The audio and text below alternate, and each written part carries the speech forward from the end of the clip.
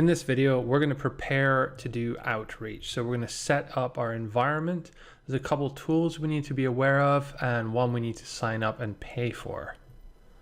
So the main tool we're going to be using for email outreach is called Mailshake. The URL is mailshake.com and they have two pricing plans. The actual numbers may change depending on when you're viewing this. However, what you need is the basic plan. It's currently $29 a month per user.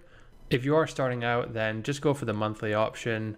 No need to sign up for the yearly option yet. It saves a little bit of money, but you want to make sure you're actually going to be using this. So all you need to do is hit sign up and then enter in all your details and your payment info. I'll fast forward through that now. And just like that, we're in Mailshake. There are a few intro videos that you can watch. They're quite interesting, so I'd recommend that. But for our purposes, we're just going to close out of that and come into our account. Now at this point you want to make sure you're actually logged into your Google Suite account. So I have mark@campsmartly.com here. I'm logged in. Then you want to click on Mail Accounts and then see that pink button? Click here and you want to add your Gmail or G Suite account. It's the default option. Hit next. It's going to load up this little window here, and because we're already logged in, this is going to appear here. Just click on it, click allow, and just like that, we're done. So that has actually connected our G Suite account with Mailshake. So it's going to allow Mailshake to send emails from our email address here.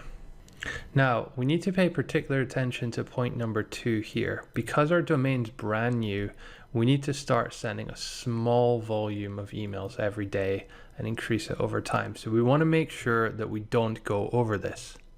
So click Edit Settings. Now at the moment, it's going to say that we can send 500 emails per day. This is too much for a new account.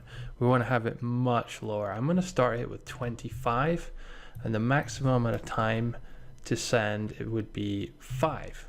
Let's put the minimum at 2. So basically this is just going to space out over the day 25 emails, which is perfectly fine, perfectly natural. Don't worry if it doesn't seem like that many, because after a week of sending 25 a day, we can double this to 50, and then the next week double it to 100, and so on. It's really important that you warm your account up like that and not just go and blast out 500 emails on the first day, because that sends a red flag to Google and it's likely that you can get your email account suspended. So we hit next here, and you can add your signature in here as well. I'm just going to keep it real simple. Mark Webster, campsmartly.com. Finish. So now that everything's synced here, when we come to create our first campaign, everything should be good and all the emails will go out via mark@campsmartly.com. Now, one other thing that we want to do before we move on is to set up the SPF and DKIM records. So to do that, you need to log into your Cloudflare account and then click on the DNS settings here. Now don't worry if this looks a bit too complicated. You don't really have to understand it. Just follow along and do exactly what I do, and you can set it up in a couple of minutes.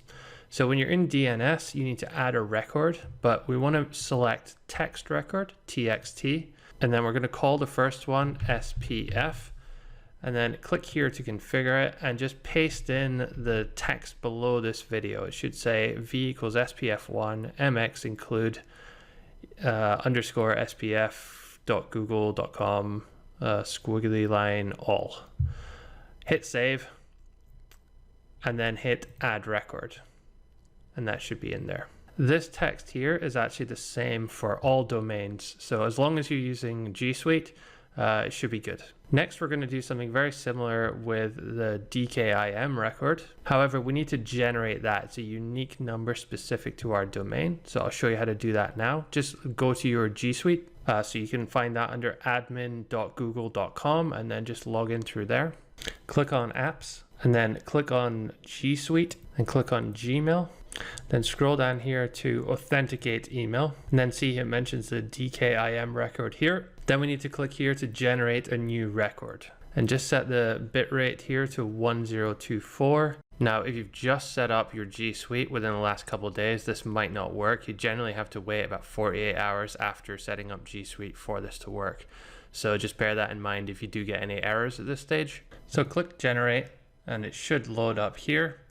And all you need to do is basically create a new text record in your DNS. So it's going to be called Google domain key. Let's just head back to it here.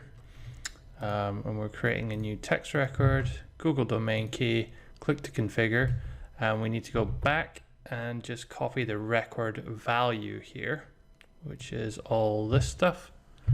Copy that and then let's paste it in here. Hit save and then hit add record. Yep, and we can see it's correctly put itself in there, which is perfect. So that's now all set up. Once again, it's not absolutely mandatory to do these two steps with the DKIM and the SPF record. However, it does help deliverability, and that's a big deal when you're starting out.